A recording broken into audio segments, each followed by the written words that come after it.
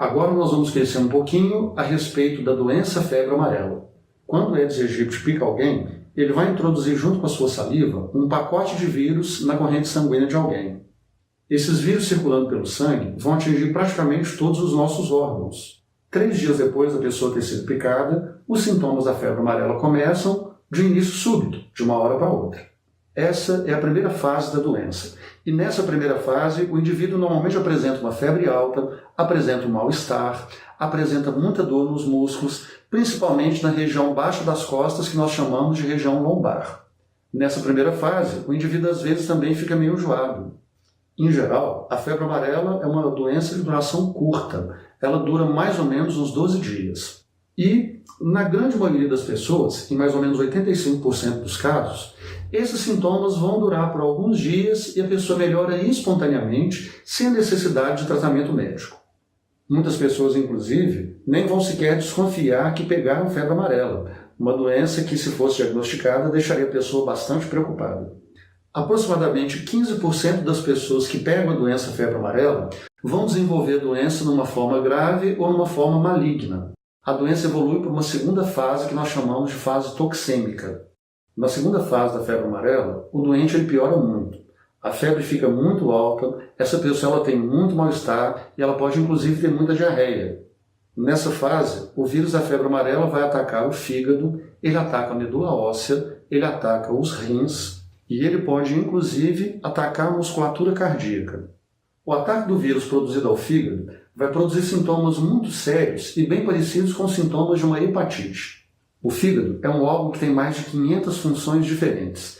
Ele vai produzir uma substância chamada bilirrubina que vai dar cor às nossas fezes. Só que durante o processo de hepatite e durante esse ataque do fígado pelo vírus da febre amarela, essa bilirrubina ela começa a ser jogada na corrente sanguínea.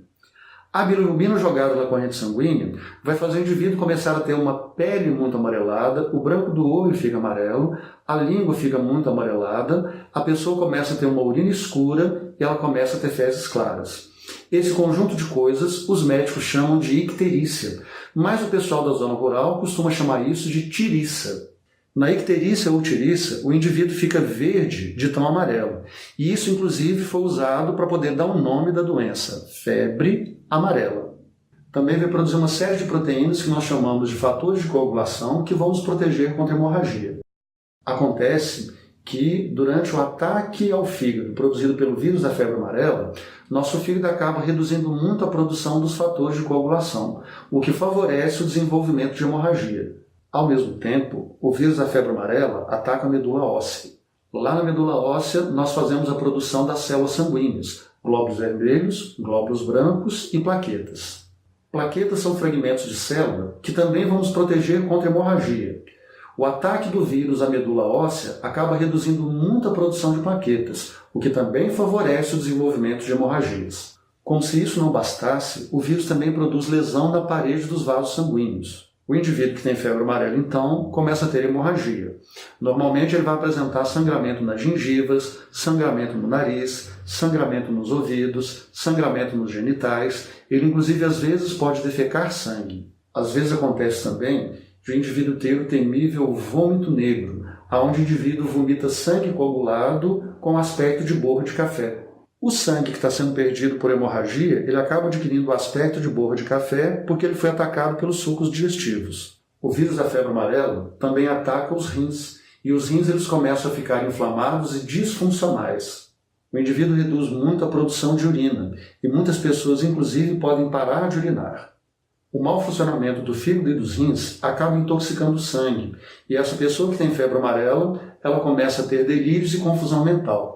Muitas pessoas elas podem entrar em coma e vir a óbito.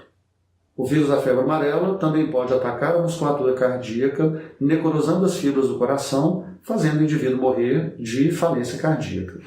Não existe medicamento para poder se tratar a febre amarela. Em outras palavras, não existe medicamento que consiga matar o vírus da febre amarela. Normalmente, nós damos medida de suporte para que o próprio organismo, para que o próprio sistema imune acabe eliminando o vírus. Quando uma pessoa tem a febre amarela na forma grave ou na forma maligna, essa pessoa precisa ser hospitalizada e normalmente ela vai ter que ser internada numa UTI. Lá ela vai receber todos os cuidados necessários que vão monitorar o funcionamento do fígado, o funcionamento dos rins e o funcionamento do coração. Os sintomas da doença febre amarela podem ser confundidos com várias outras doenças. Para ter certeza que a pessoa teve febre amarela, normalmente nós vamos fazer um exame de sangue específico para rastrear o vírus na corrente sanguínea de alguém. As taxas de mortalidade da febre amarela em estágio grave são muito altas. Segundo alguns cálculos, mais ou menos metade das pessoas que desenvolvem a forma grave, infelizmente, morrem. Como as taxas de mortalidade são muito altas, a coisa mais inteligente que a gente tem que fazer é evitar, é prevenir a febre amarela. E a forma mais eficaz para poder se prevenir a doença é através da vacinação. A vacina contra a febre amarela é um dos vários tipos de vacina que nós temos, que é feita de um parasita vivo atenuado. A vacina é feita com um vírus mutante que é capaz de gerar uma proteção através de anticorpos, mas esse vírus mutante normalmente não produz doença séria numa pessoa saudável.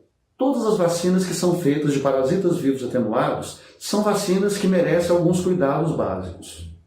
Nem todo mundo poderá tomar a vacina contra a febre amarela. Márcio, mas quem não pode tomar a vacina contra a febre amarela?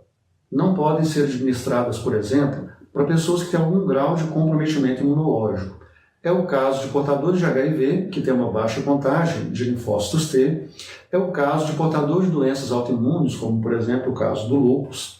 É o caso de pessoas que estão fazendo uso contínuo de corticoides, que reduzem as defesas imunológicas. É o caso também de crianças que têm menos de 6 meses de idade. As crianças podem ser vacinadas contra a febre amarela a partir de 9 meses de idade. E no caso de risco de epidemia, a partir de 6 meses. Indivíduos que foram transplantados precisam tomar medicamentos que reduzem suas defesas imunológicas. Esses indivíduos também não podem fazer uso da vacina contra a febre amarela. O vírus vacinal que nós usamos na febre amarela, ele é cultivado em ovos de galinha. Por isso, indivíduos que são alérgicos a ovos, eles também não podem tomar a vacina. Mulheres que estão amamentando, a fim de proteger os seus bebês, não devem tomar a vacina se a criança tem menos de 6 meses. Se a criança tem mais de 6 meses e a mãe recebe a vacina, a mãe que está amamentando deve interromper o aleitamento materno por um período de 10 dias. A partir do 11º dia, ela pode voltar a amamentar o bebê de maneira normal. Pessoas idosas com mais de 60 anos só devem tomar a vacina da febre amarela com recomendação médica. Pessoas que doam sangue podem receber a vacina e voltar a doar sangue 28 dias depois de terem sido vacinados. Pelo fato da vacina ser feita de parasita vivo atenuado, algumas pessoas podem ter algumas reações muito fortes à vacina da febre amarela. Algumas pessoas elas podem ter febre, podem ter dor no corpo, sintomas que vão durar alguns dias. Uma para cada 400 mil pessoas vacinadas pode ter uma reação mais grave à vacina da febre amarela. Inclusive, algumas pessoas que são muito sensíveis, biologicamente predispostas, elas podem desenvolver uma doença muito parecida com a febre amarela através do vírus vacinal. Todos os casos de febre amarela que nós tivemos no Brasil foram de febre amarela silvestre. E as pessoas que normalmente são vacinadas são pessoas que moram em áreas de risco. Evitamos vacinar em massa as pessoas que moram em ambiente urbano, primeiro porque essas pessoas que moram em ambiente urbano não correm risco. Segundo, porque essa vacina pode apresentar algumas reações desagradáveis e imprevisíveis em determinadas pessoas. Se você mora na cidade, não vai para um local de risco, não mora em ambiente perto de mata, não mora na zona rural, não fique correndo para os postos de saúde, porque você pode inclusive impedir que pessoas que precisam da vacina consigam ser protegidas. Nós vamos ficando por aqui. Passamos muitas informações importantes para você. Espero que você tenha gostado. Não se esqueça de dar um like, não se esqueça de assinar o meu canal, não se esqueça de compartilhar esse vídeo para que mais pessoas possam ficar tão bem informadas quanto você ficou a partir de agora. Nos encontramos então em breve nos nossos próximos vídeos. Tchau!